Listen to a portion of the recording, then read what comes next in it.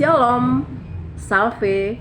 Pada minggu siang hari ini, hambanya menjumpai sahabat-sahabatku di seluruh dunia, di seluruh Indonesia, di kutub utara, di kutub selatan, di negara Amazon, di pelosok-pelosok desa, di pelosok-pelosok pedalaman, bahkan dimanapun kalian berada. Minggu ini tadi saya tidak pergi ke gereja, ya karena sikonnya, tetapi tetap semangat di dalam Tuhan kita Yesus Kristus. Kita bisa melayani Tuhan Yesus itu dimanapun kita berada dan dimanapun kita melangkah. Hari ini pembahasan saya masih tentang surga dan neraka yang terkadang sudah dilupakan oleh orang. Makanya orang seakan-akan karena ingin mencari gampangnya dan mau menjadikan penebusan manusia dari dosa kutuk maut itu akan dicari yang enak-enaknya saja, akhirnya mereka gagal paham memahami arti penebusan dosa. Karena surga itu adalah suatu tempat, begitupun juga dengan neraka. Neraka juga adalah suatu tempat. Makanya selalu hambanya ingatkan, kalau kita beriman, biarlah iman kita sungguh-sungguh, jangan iman kita yang tidak tentu arah dan akhirnya bermain-main akan iman kita.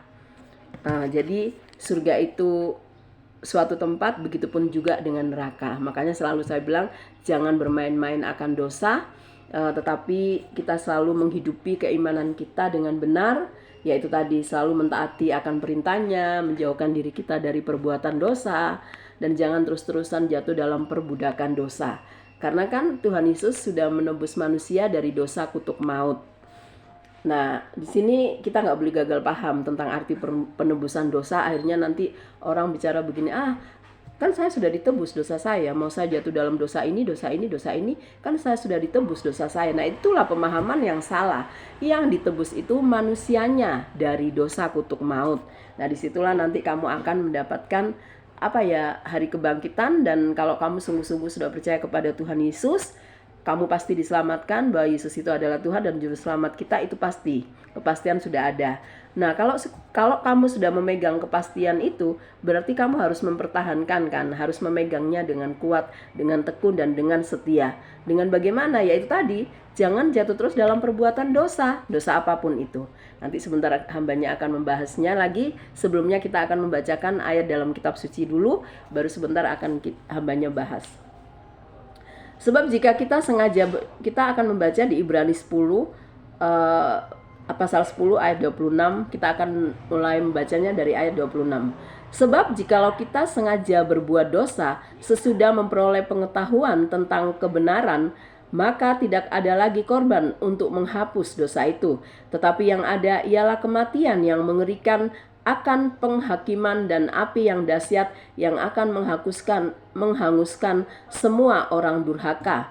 Jika ada orang yang menolak hukum Musa, ia dihukum mati tanpa belas kasihan atas keterangan 2 atau 3 orang saksi. Betapa lebih beratnya hukuman yang harus dijatuhkan atas dia yang menginjak-injak anak Allah, yang menganggap najis darah perjanjian, yang menguduskannya, dan yang menghina roh kasih karunia. Sebab kita mengenal dia yang berkata, pembalasan adalah hakku, akulah yang akan menuntut pembalasan, dan lagi Tuhan akan menghakimi umatnya. Ngeri benar kalau jatuh ke dalam tangan Allah yang hidup. Nah, jadi ayat ini jelas sudah mengingatkan kita tentang surga itu nyata dan neraka itu nyata. Kalau seandainya kita sudah mengerti kebenaran, yaitu sebab jika kita sengaja berbuat dosa sesudah memperoleh pengetahuan tentang kebenaran, maka tidak ada lagi korban untuk menghapus dosa itu. Nah, dalam arti kalau kita sudah mengetahui tentang kebenaran tetapi sengaja berbuat dosa, nah itu namanya mempermainkan kasih karunia Allah. Nah, contohnya hari-hari misalnya kita dilahirkan dari lahir itu Kristen Katolik ya teman-teman, dan bahkan kita sudah dipermandikan oleh orang tua kita sejak dari masih usia bayi. Saya itu umur 1 bulan, orang tua saya membawa saya, mempermandikan saya di gereja kita Katolik di Surabaya sana. Jadi saya dipermandikan tuh umur 1 bulan. Nah, tetapi kalau kita tidak mau menghidupi keimanan kita, jelas kita akan menjadi Kristen Katolik yang hanya beragamawi saja. Kristen Katolik yang hanya ikut rami saja, Kristen Katolik yang hanya ikut tradisi-tradisi tapi tidak mau mengerti tentang pengetahuan dan kebenaran.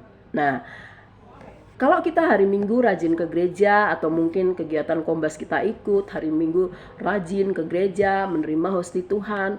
Nah, sebenarnya itu kamu kan sudah dapat pelajaran dan di situ kita sudah mengetahui kan tentang kebenaran.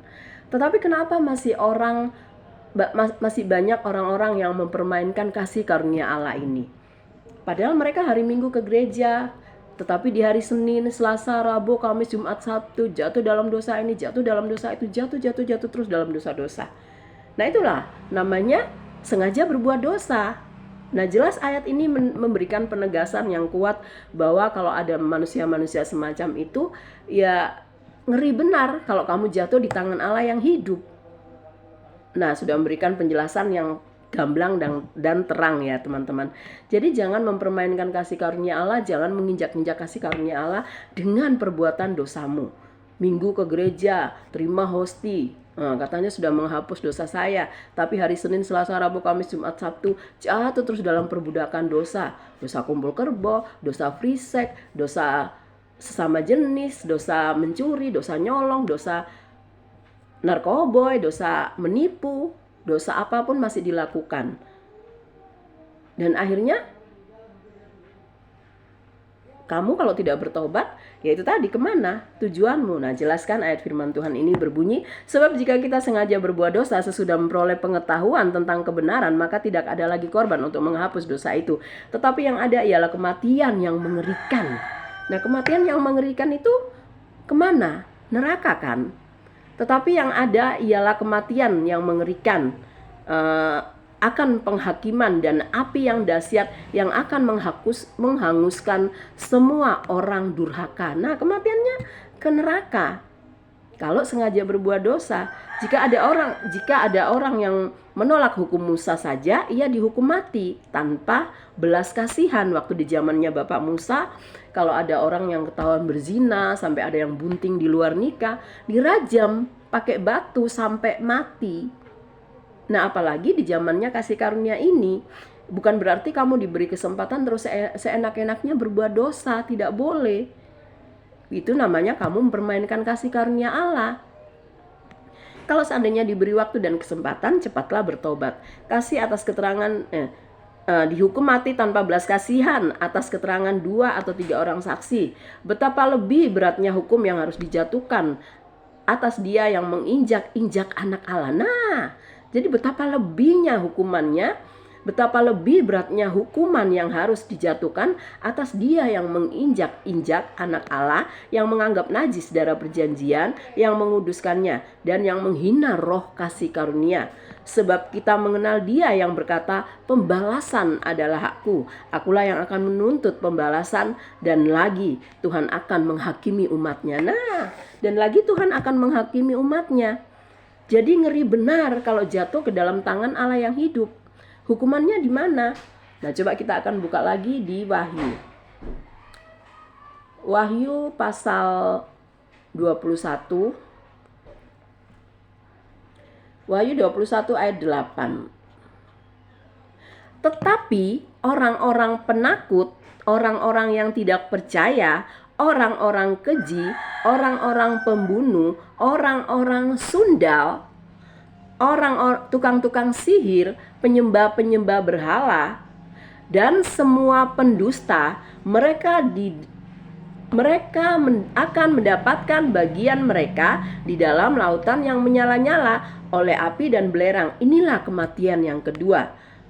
Nah, terus kalau kita baca yang di pertamanya, tetapi orang-orang penakut. Orang-orang penakut itu bukan dia penakut karena takut ular atau mungkin takut binatang buas yang lainnya, bukan. Tapi orang-orang penakut yang tidak mau memberitakan kebenaran firman Tuhan itu satu paket. Segan, takut, malu. Belum sudah takut, belum sudah segan, padahal melihat sanak keluarganya misalnya jatuh dalam perbudakan dosa apapun itu, dosa kumpul kerbo, dosa free sex, dosa hiperseks, dosa kebejatan moral yang lainnya, sampai bunting di luar nikah, tidak mau diingatkan supaya mau bertobat, malah dosa menjadi pembiaran, seakan-akan dosa menjadi kebenaran. Nah, orang-orang yang penakut seperti itu golongan yang pertama yang akan dilempar ke dalam api neraka. Kalau tidak mau mengingatkan sanak keluarganya yang jatuh dalam dosa, kalau dia masih hidup, melihatnya tidak mau mengingatkan, mereka akan dicampakkan ke dalam neraka yang kekal. Nah, ini bagi orang-orang yang menerima akibatnya dari dampak perbuatan dosanya. Dan tadi di Ibrani bilang, ngeri benar kalau jatuh hukuman di tangan Allah yang hidup. Siapa Allah yang hidup itu? Allah yang menjadi manusia, Tuhan kita Yesus Kristus. Dan perkataan di Wahyu 21 ini diulangi lagi beberapa kali, diulangi lagi di dalam Wahyu 22 ayat 15-nya. Tetapi anjir-anjir dan tukang-tukang sihir, orang-orang sundal, orang-orang pembunuh, penyembah-penyembah berhala, dan setiap orang yang mencintai dusta, yang melakukannya tinggal di luar. Di luar di mana? Ya di api neraka yang kekal tadi. Dan di sini ada kata-kata sundal. Kalau perempuan sundalnya itu mau bertobat, oke, dia akan mendapatkan bisa masuk dalam kerajaan Allah. Tapi kalau perempuan sundal itu tidak bertobat, ya sampai akhir hidupnya tidak bertobat kan. Maunya cari laki-laki, ganti laki-laki, ganti laki-laki, ganti laki-laki. Dia seakan-akan dia tidak diketahui dosanya. Dia menyembunyikan itu. Walaupun disembunyikan rapat-rapat, tetap namanya dosa. Nanti lama-lama akan kecium seperti bangkai. Nah, akhirnya perempuan sundal yang tidak bertobat itu dicampakkan ke dalam api neraka yang kekal. Dan bahkan perkataan ini diulangi perkataannya beberapa kali. Jadi di sini saya tidak menakut-nakuti ya teman. Jadi ayo sebelum semuanya terlambat, berbalik dan bertobat supaya kita menuju kepada jalan yang benar. Saya menyampaikan ini, apakah saya merasa diri saya itu paling benar atau paling suci? Tidak. Karena saya sudah bertobat, karena saya sudah menuju kepada jalan yang benar, makanya saya bisa menyampaikan ini. Kalau bagi wanita yang gak bertobat, yang hanya ikut rame ibadahnya, ibadah kombas rajin, ibadah misa kudus juga rajin tiap hari Minggu, tapi hidupnya dibaca di suratan terbuka, dibaca oleh semua orang, hidupnya tidak mencontohkan yang benar. Kalau seandainya misalnya mamanya bunting pernah melakukan perbuatan dosa bunting di luar nikah, anaknya pun sama melakukan itu. Nah, beda dengan wanita pesundal yang bertobat. Kalau seandainya dia bertobat, ya pasti anaknya akan menuju kepada jalan yang benar. Tapi kalau belum bertobat, ya sama-sama dosanya kayak emboknya yang belum bertobat itu. Nah, di sini kita diingatkan ya teman-teman supaya kita mau bertobat, supaya kita mendapatkan jalan menuju ke surga. Jadi nanti Tuhan Yesus akan menonton orang-orang yang disiksa di dalam kekekalan yang disebut neraka itu. Jangan kamu bilang bahwa kamu merasa dikasih tapi kamu jatuh terus dalam perbuatan dosa.